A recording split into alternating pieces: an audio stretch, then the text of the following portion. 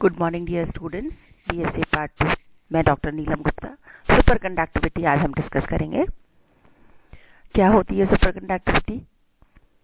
1911 में कैमरलिंग ओन्स वैज्ञानिक थे जिन्होंने सबसे पहले सुपर कंडक्टिविटी को डिस्कवर किया। उन्होंने ये देखा कि मरकरी जो है उसका जो रेजिस्टेंस है, यदि उसको 4 केल्विन टेम्परेचर पर मापा जाए तो उसका रेजिस्टेंस ओनली 0.8 ओम प्राप्त हुआ। और अगर टेम्परेचर को और कम किया जाए, 4 केल्विन से 3 केल्विन पर चला जाए, तो उसका रेजिस्टेंस ओनली 3 × 10⁻⁻6 ओम प्राप्त हुआ। ये जो चेंजेस थे कि 1 केल्विन टेम्परेचर रिड्यूस करने पर मरकरी का जो रेजिस्टेंस है वो इतना ज्यादा एब्रप्टली चेंज हुआ, वो भी सिर्फ टाइम इंटरवल 0.10 केल्विन में। ये जो फिनोमेना था, ये फिनोमेना बड़ा सरप्राइजिंग अमेजिंग फिनोमेना था और इसको देखा गया कि यह कोई भी कंडक्टर्स जो हैं उनके साथ यदि ऐसी घटना हो रही है तो इस घटना को नाम दिया गया सुपर कंडक्टिविटी। सो ईदर मेटल, कंपाउंड्स और एलॉयज जिनका जीरो रेजिस्टेंस मिलता है और इनफाइनाइट कंडक्टिविटी मिलती है एक निश्चित ताप के पश्चात, उन सभी को हम सुपर कंडक्टर्स कह देते हैं, अति चालक कह देते हैं। यह घटना जिसमें एक निश्चित ताप के पश्चात चालकता में बहुत परिवर्तन हो जाए या प्रतिरोध बहुत कम हो जाए, उस घटना को, उस प्रोसेस को हम अति चालकता कहते हैं। जिन पदार्थों में, चाहे वो मेटल हो, चाहे वो कंपाउंड हो, चाहे वो अलॉय हो, जिन पदार्थों में, एलिमेंट्स में इस तरह की घटनाएं होती हैं, उन पदार्थों को हम सुपर कंडक्टर्स, अति चालक पदार्थ कहते हैं। और अति चालक पदार्थों की यह घटना जिस ताप पर होती है उस ताप को critical temperature of super conductors भी कहते हैं। अति चालक पदार्थों का क्रांतिक ताप, की क्रांतिक ताप के पश्चात इन चालक पदार्थों की या इन पदार्थों की प्रतिरोध में या चालकता में परिवर्तन होगा। अगर हम एग्जाम्पल के बतौर देखें तो कुछ सुपर कंडक्टर्स की क्रिटिकल टेम्परेचर भी हमने यहाँ टेबल के द्वारा आपको बताने का प्रयास किया है। मरकरी जो है उसका क्रिटिकल टेम्परेचर 4 केल्विन है। मरकरी को हम डिस्कस भी कर चुके थे। एल्यूमिनियम 1.18 है, टिन 3.72, लेड 7.19, Nb3 गैलेडोनियम 23.2 केल्विन। जो भी उस तत्कालीन समय के एक्सपेरिमेंटल ऑब्जर्वेशंस थे वो यह बताते हैं कि क्रांतिक ताप जो है सुपर कंडक्टर्स का, अति चालक पदार्थों का जो क्रांतिक ताप है वह उनके आइसोटोपिक मास के ऊपर डिपेंड करता है। That means critical temperature Tc is directly proportional to m⁻⁻⁻ of beta, where beta is nearly equal to 0.5 and this dependence is known as isotopic effect. अगर मान लो टेम्परेचर क्रिटिकल टेम्परेचर से कम है तो resistivity जो semiconductors की है वो बहुत कम हो जाती है और जो चेंज होता है वो बहुत शार्प होता है। The behavior of this change in resistivity of the materials of the superconductors with respect to change in temperature after critical temperature is shown in this figure. So you can observe over here that we will take the temperature along the x-axis and the resistivity along the y-axis. हमने ताप को x-axis पर लिया, resistivity को y-axis पर लिया और हमने देखा कि ये हमारा नॉर्मल मेटल का ग्राफ है जो डैश डैश दिखा रहा है। जो सुपर कंडक्टर मेटल्स हैं उनका ताप अगर हम देखें तो क्रिटिकल टेम्परेचर के बाद एकदम से रेजिस्टिविटी आपकी 0 हो जा रही है।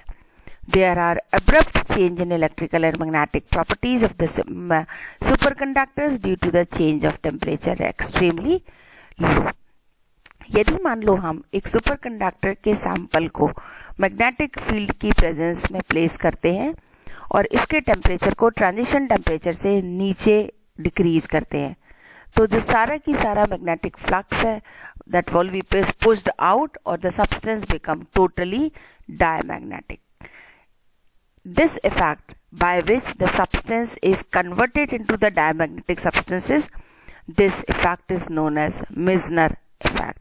कि यदि हम किसी सुपरकंडक्टर मटेरियल को मैग्नेटिक फील्ड की प्रेजेंस में रखते हैं और उसके ताप को ट्रांजिशन ताप से क्रिटिकल टेम्परेचर से कम रिड्यूस करते हैं, तो सारा की सारा मैग्नेटिक फ्लक्स जो है वो पुश आउट हो जाता है. दैट मीन्स जो हमारा सब्सटेंस है वो टोटली डायमैग्नेटिक सब्सटेंस हो जाता है. This effect is considered as Meissner effect.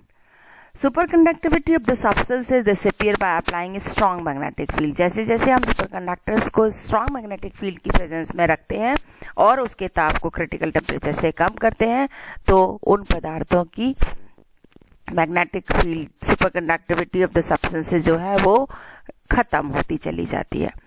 Critical value of magnetic field Hc which can destroy the superconductivity at the temperature T depend upon the temperature T and it is 0 at the critical temperature. So the superconductivity at the critical temperature is equal to 0. In this case the Mercalli dependence of critical temperature on the temperature T is shown in this figure. So you can say this is the superconductivity state and this is the normal state. This is the behavior of mercury at the superconducting stage at critical temperature. So superconductivity at the critical temperature or just below the critical temperature is equal to 0. यह भी note किया गया है कि अगर हम इस mercury के बिहेवियर को देखें तो यह कर्व जो है, the shape of this curve is nearly equal to parabolic and can reasonably be represented by the relation Hc is equal to H naught into 1 minus T square upon Tc square, where T is definitely less than or equal to critical temperature Tc. The superconducting state of the metal is assumed to be ordered state of the conducting electron in which loosely bound pair of electrons are formed. Now we consider quest for zero temperature. Zero temperature को प्राप्त करने के लिए जो behaviour है वो हमें किस प्रकार का मिलता है. 1911 में सुपरकंडक्टिविटी को खोजा गया. उसके पश्चात 1925 तक सिर्फ एक ही मेथड था जिससे किसी भी पदार्थ के टेम्परेचर को 4 केल्विन से नीचे प्राप्त किया जा सकता था.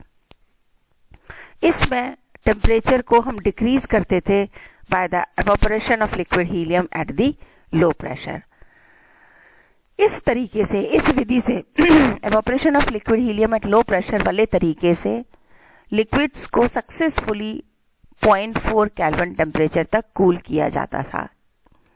इसके पश्चात 1933-34 में साइंटिस्ट ने एक नया मेथड डेवलप किया जिससे एक्सट्रीमली लो टेम्परेचर को प्रोड्यूस किया गया, जिसको नाम दिया गया था डीमैग्नेटाइजेशन ऑफ पैरामैग्नेटिक सॉल्ट, और इससे टेम्परेचर 0.003 केल्विन तक भी पहुंचा गया था. ये हम डिस्कस कर चुके थे पिछली क्लासेस में. तो टेम्परेचर्स को अगर हम 35 के बाद और भी बात करें 1950-60 में, तो एक और भी मेथड यूज किया गया. Demagnetization was developed in which cooling was produced by the paramagnetic properties of the nucleus of element. उस स्थिति में न्यूक्लियस का जो मैग्नेटिक मोमेंट था वो 1/1000 times less than the magnetic moment of the orbital electron. इस मेथड को use करने के लिए आवश्यक था कि जो भी हम एलिमेंट काम में ले रहे हैं उसका प्रारंभिक ताप 0.01 केल्विन के ऑर्डर का हो. सो इस फर्स्ट कूलिंग एक्सपेरिमेंट को न्यूक्लियर मैग्नेटाइजेशन कुर्ती और उसके अन्य सहयोगियों ने किया. उसमें उन्होंने कॉपर न्यूक्लियाई को काम में लिया जिसको पहली बार 0.02 केल्विन तक कूल किया गया बाय इलेक्ट्रॉन डीमैग्नेटाइजेशन, और उसके बाद यूज किया गया nuclei demagnetization for cooling method. इस विधि से सक्सेसफुली जो टेम्परेचर था वो 1.2 माइक्रो केल्विन तक रिड्यूस किया जाना संभव हो सका।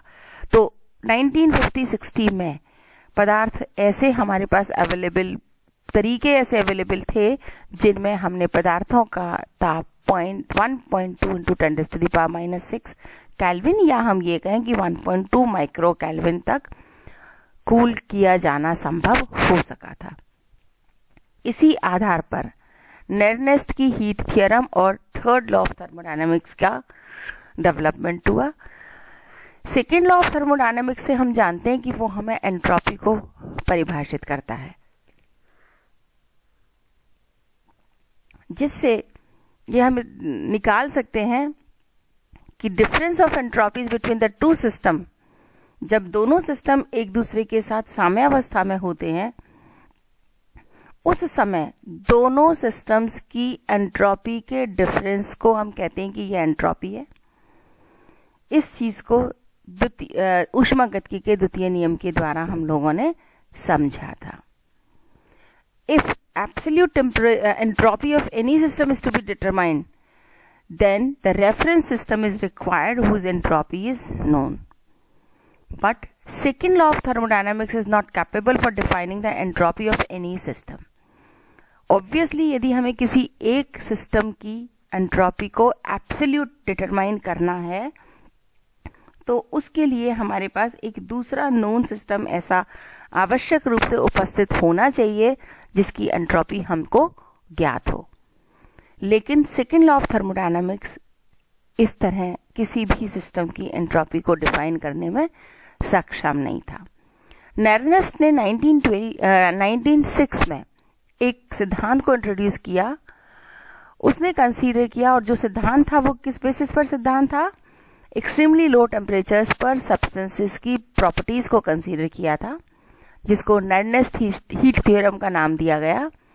उसने कंसीडर किया कि absolute null point all reactions proceeds without change in the value of entropy of the system. एक एब्सोल्यूट नल पॉइंट पर जितनी भी क्रियाएं होती हैं, उन सभी क्रियाओं में सिस्टम की एंट्रोपी में कोई परिवर्तन नहीं होता है। नेर्नेस्ट की थ्योरम के according, if a system is at absolute zero, its entropy will be a universal constant. For convenience, it may be taken as zero, and this is known as the third law of thermodynamics. नेर्नेस्ट ने ये consider किया कि यदि कोई भी system absolute zero पर है तो उसकी एंट्रोपी हम एक यूनिवर्सल कांस्टेंट होगी, और उस यूनिवर्सल कांस्टेंट को कन्वीनियंसी की वजह से कंसीडर कर लिया, that will be equal to zero, और यह हमारा ऊष्मागतिकी का तृतीय नियम के नाम से जाना जाता है। हालांकि ऊष्मागतिकी के तृतीय नियम के कई सारे स्टेटमेंट्स हैं, जिनमें एक स्टेटमेंट मैक्स प्लैंक ने भी दिया था। According to him, not only total entropy of the system at absolute zero is zero, but the total entropy of the system in all phases is zero. That means entropy of a solid or a liquid is zero at absolute zero of temperature. Lewis और Randall ने इस theorem को दूसरी तरीके से व्यक्त किया। उन्होंने कहा, according to them every system has finite and positive entropy, but at absolute zero of temperature the entropy may be become zero and does so become in case of pure crystalline substances.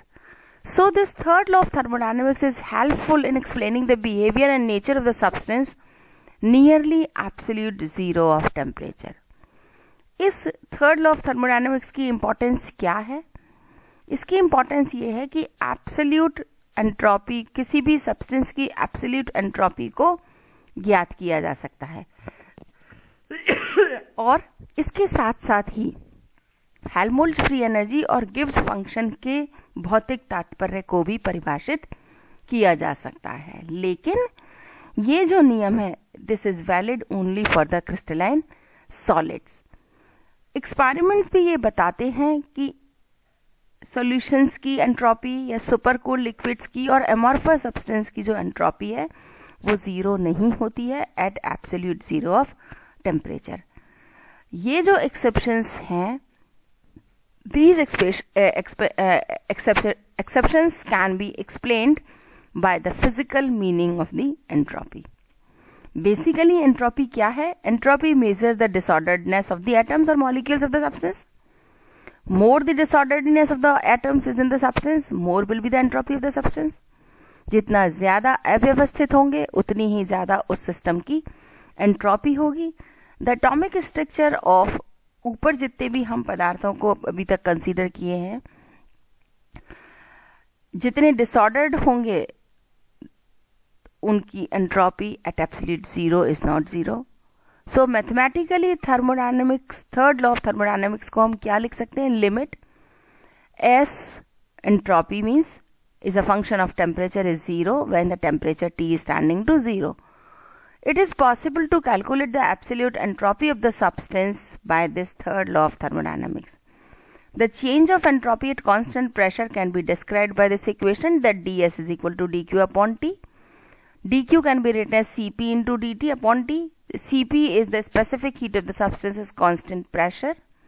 So suppose we consider a solid is heated from the temperature 0 to T Kelvin, where the temperature T is less than the melting point of the solid. Hence, the change in entropy can be written as delta S is equal to St minus S0 is equal to integration 0 to T Cp into dt upon T, or St is equal to S0 plus integration again from between 0 to T Cp dt upon T. S0 is the entropy at absolute zero. This is an imaginary quantity.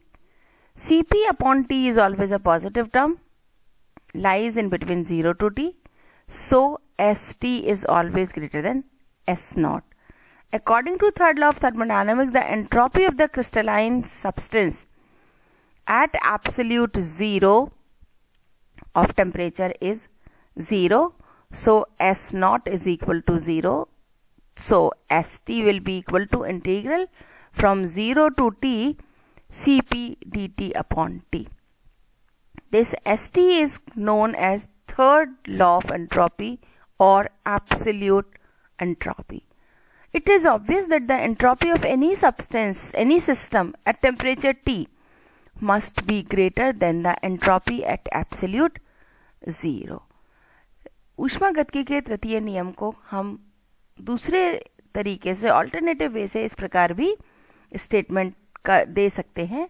It is impossible by any producer, no matter how idealized, to reduce temperature of the system to the absolute zero of temperature in infinite number operations.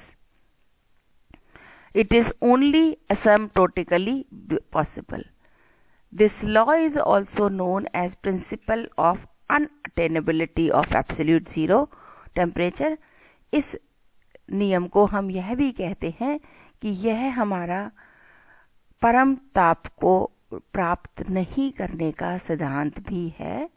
Thus, third law of entropy does not give any new concept as given by the first or second law of thermodynamics, but this law determines the limit of entropy. अर्थात द्वितीय नियम और प्रथम नियम की भांति तृतीय नियम से हमें कुछ नया नहीं मिलता है, लेकिन हम इतना जरूर जान पाते हैं कि एंट्रोपी की लिमिटेशंस क्या हैं. So this is all complete for your chapter production of low temperature and its application. So thank you.